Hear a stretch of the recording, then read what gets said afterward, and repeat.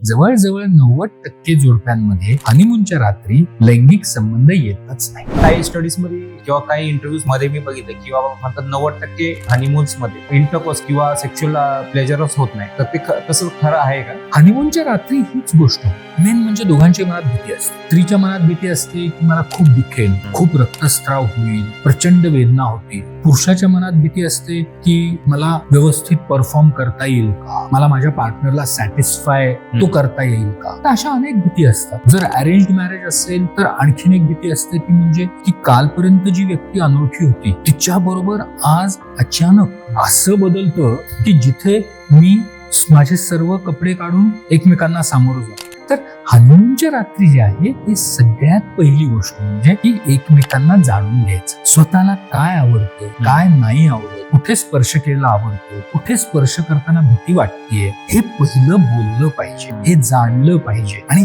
हे जेव्हा आपण जाणतो ना तेव्हा आपण एकमेकांबरोबर खूप कम्फर्टेबल होतो. स्पर्श जो आहे आपला तो किती जोराचा पाहिजे, किती अलगद पाहिजे हे आपल्याला कळायला लागतं. की जेणेकरून हे जेव्हा आपल्यामध्ये कुठल्याही प्रकारचा शारीरिक संपर्क येतो त्यावेळेला आपल्या पार्टनरला आपण दुखापत देत नाही, ना शारीरिक ना मानसिक.